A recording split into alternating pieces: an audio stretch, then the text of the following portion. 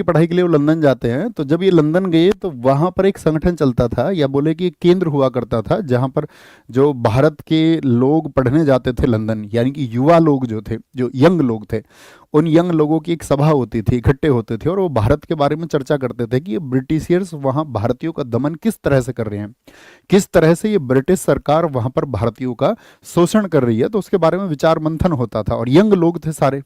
तो ये सारे लोग बैठते थे इंडिया हाउस में, इंडिया हाउस में। तो यहां पर याद रख लेना, यहां पर था एक India house, India house, India house. और इंडिया हाउस की स्थापना भी हुई थी इसी वर्ष 1905 में। कोई बता सकता है किसने की थी स्थापना?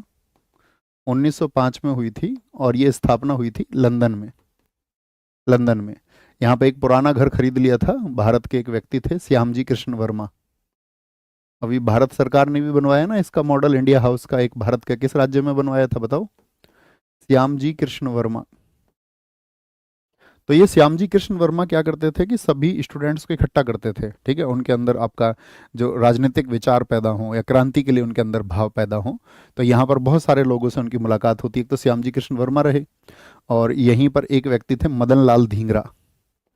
नाम सुना होगा आपने भारतीय इतिहास में, मदन लाल धींगरा, मदन लाल धींगरा। यहीं पे एक व्यक्ति थे आपका, अगर हम बात बताएं, लाला हरदयाल। इनका भी नाम आपने जरूर सुना होगा, लाला हरदयाल, जिन्होंने गदर पार्टी बनाई। हालांकि शुरुआती दिनों में इनके अंदर बहुत जोश था परिवर्तन के लिए, लाला हरदयाल के, लेकिन बाद में हम आपको बताएंगे कि उन्होंने फिर उस गदर पार्टी को, मतलब उनका साथ छूट गया था, नाता खत्म हो गया था उनका 1914 में ही गदर पार्टी से। तो ये मदन लाल धींगरा जो थे, मदन लाल धींगरा को हम जानते हैं एक घटनाक्रम के लिए, क्योंकि अब ये लोग क्या करते थे, वहाँ पर अपना गुप्त सभा करते थे, सीक्रेट मीटिंग्स होती थी वहाँ पर। तो उन सीक्रेट मीटिंग्स के बारे में खबर चलने लग गई सब लोगों को। और आप जानते हैं ब्रिटेन में एक पद बनाया हुआ था 1858 के अधिनियम से, भारत सचिव। तो हम सब करके बताएं जी भैया, हम जानते हैं भारत सचिव को। भारत सचिव को 3 बजे की क्लास जो है आपका मंडे टू थर्सडे होगी, प्रैक्टिस सेशन। वो कल ही बता चुके हैं आपको, कल की क्लास करनी चाहिए थी दोस्त। ऐसे आप अन्य कक्षाओं में किसी और के बारे में बात करेंगे तो कैसे बात बनेगी? Requesting to you, requesting to you. आएंगे वापस। तो आप कहेंगे भैया मदन लाल धींगरा जो थे आपका, तो वो भारत सचिव को ये खबर चल जाती है कि भाई हाँ इंडिया हाउस में इस तरह की मीटिंग्स होती हैं। तो उसने क्या किया, एक व्यक्ति को अपॉइंट किया आपका, वाइली को, ठीक है, कर्नल वाइली। तो वो वाइली क्या करता था आपका, वो जा करके, वो भारत सचिव का बॉडीगार्ड था वाइली, भारत सचिव की सिक्योरिटी में रहता था। तो उस वाइली ने जा करके यहाँ जासूसी करनी शुरू की। अब इनको भी, इनके भी अपने गुप्तचर थे, ठीक है, ये भी जबरदस्त रिवॉल्यूशनरी थे। तो इनको भी पता चल गया कि भाई वाइली हमारी जो है वो जांच पड़ताल करता है, हमारी जासूसी कर रहा है। तो इन्होंने उस वाइली की हत्या करवा दी। किसने? मदन लाल धींगरा को किस घटनाक्रम के लिए जाना जाता है, याद रखना। इन्होंने 1 जुलाई 1909 को, 1 जुलाई 1909 को, 1909 को, 1909 को, लंदन की बात बता रहे हैं हम आपको, कर्नल वाइली की हत्या करा दी। लिख लेना, लंदन में कर्नल वाइली की हत्या करवा दी। मर्डर ऑफ वाइली, हत्या करवा दी, करवा दी, ठीक है। तो इसी के लिए फिर मदन लाल धींगरा को, इसी एक्ट के लिए मदन लाल धींगरा जी को 16 अगस्त 1909 को फांसी हुई। 16 अगस्त 1909 को फांसी हो गई। फांसी, क्या बोलेंगे, उनको 16 अगस्त 1909 को फांसी दे दी जाती है। अब इसी घटनाक्रम में नाम आया आपका वीडी सावरकर का, क्योंकि वीडी सावरकर भी किससे जुड़े हुए थे, आपका इंडिया हाउस से जुड़े हुए थे। तो आपका चार्जेस किस पर लगे, यहाँ पर लिख लेना कौन कौन थे यहाँ पर इंडिया हाउस में, एक वीडी सावरकर और नाम लिख लेना आप यहाँ पर, ठीक है। तो वीडी सावरकर, या यहाँ पे ही लिख लें, कोई दिक्कत नहीं है, वीडी सावरकर। तो इनके ऊपर क्या हुआ, इन पर भी लिख लेना, इन पर भी हत्या का दोष। किसकी हत्या का दोष? वाइली की हत्या का दोष। वाइली की हत्या का दोष भी इनके ऊपर आया कि भाई वाइली के हत्याक्रम में ये भी शामिल है। लेकिन धीरे धीरे क्या हुआ ये कि वीडी सावरकर को खिलाफ पर्याप्त सबूत नहीं मिले, जो एविडेंस मिलने चाहिए वो एविडेंस नहीं मिले, तो ये इसमें बरी हो गए। अब इसी समय पर देश में एक घटनाक्रम हुआ था, नासिक षड्यंत्र। नासिक षड्यंत्र वो बहुत महत्वपूर्ण है।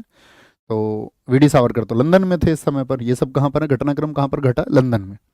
तो आप सोचेंगे नासिक तो भारत में है, तो फिर वीडी सावरकर पर नासिक षड्यंत्र का मुकदमा कैसे लग गया?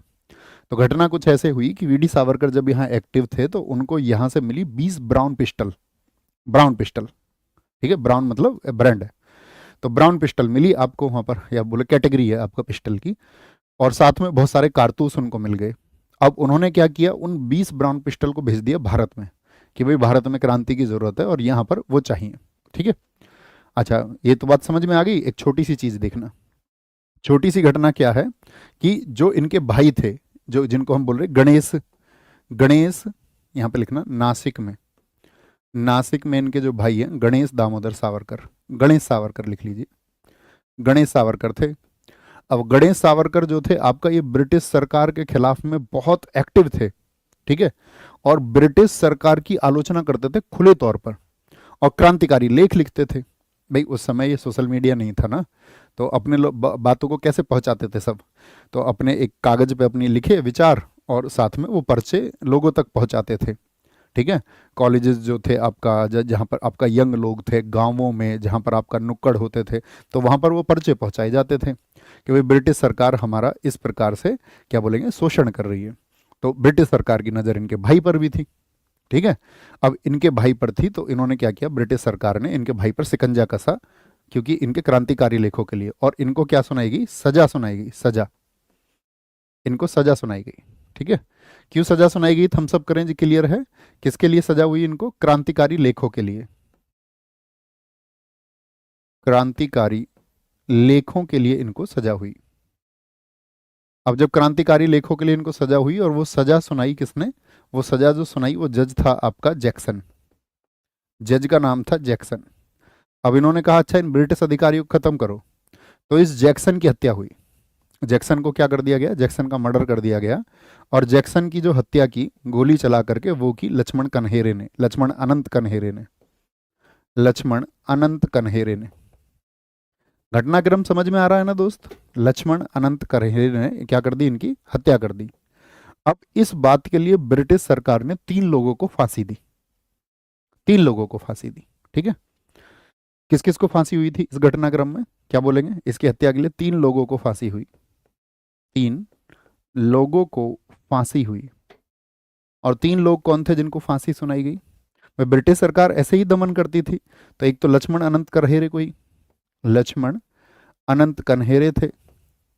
कन्हेरे नाम लिखो इनका, एक एक बार अपने मन में नाम लो। ये लोग वो हैं जो भारत के लिए, भारत की आजादी के लिए लड़ रहे हैं। गोपाल कृष्ण कर्वे, गोपाल कृष्ण कर्वे, अपने मन में कम से कम नाम लेना, गोपाल कृष्ण कर्वे। और तीसरे व्यक्ति थे विनायक नारायण देश पांडे, विनायक नारायण देश पांडे। 3 लोगों को तो ये फांसी हुई आपका, और साथ में आपका एक कमीशन बनाया गया, एक कमीशन। और उस कमीशन ने जांच की कि भाई ये जो हत्याकांड हुआ है, जैक्सन की जो हत्या हुई है, इसमें जो बंदूकें हैं वो कहाँ से आई हैं। तो ये बंदूकों के द्वारा आपको पता चलता है कि भाई बंदूकों की जांच से पता चलता है कि इन बंदूकों को, इन पिस्टल को भेजा था वीडी सावरकर ने, वीडी सावरकर के द्वारा ये बंदूकें भेजी गई थी। तो फिर उनके क्या बोलेंगे, उनके जो अरेस्ट का वारंट निकल जाता है कि भाई वो कहाँ पर है, लंदन में है, तो वहीं लंदन में गिरफ्तार करो। उनको भी सूचना मिल जाती है कि मेरे नाम का वारंट आया है। तो उस दौरान में वो एक रूसी जहाज़ में बैठ करके जाने की तैयारी में थे, ठीक है, मोरी जहाज उसको कहते थे। तो वहीं पर आपका उनको फिर ब्रिटिश सरकार ने आपका गिरफ्तार करने के लिए प्रयास किए, लेकिन मामला अटक गया 2 देशों के बीच का, क्योंकि जहाज था वो रूसी। लेकिन बाद में सरेंडर कर दिया गया ब्रिटिश सरकार को। और फिर आपका वीडी सावरकर को 1910 में जेल में भेज दिया गया, ठीक है। कहाँ पर, ये घटनाक्रम मैं आपसे पूछूंगा भविष्य की क्लासेस में, क्या बोलेंगे, यहाँ पर छोटी सी जगह में लिख लेना। वीडी सावरकर को, वीडी सावरकर को भी इसी मामले में 1910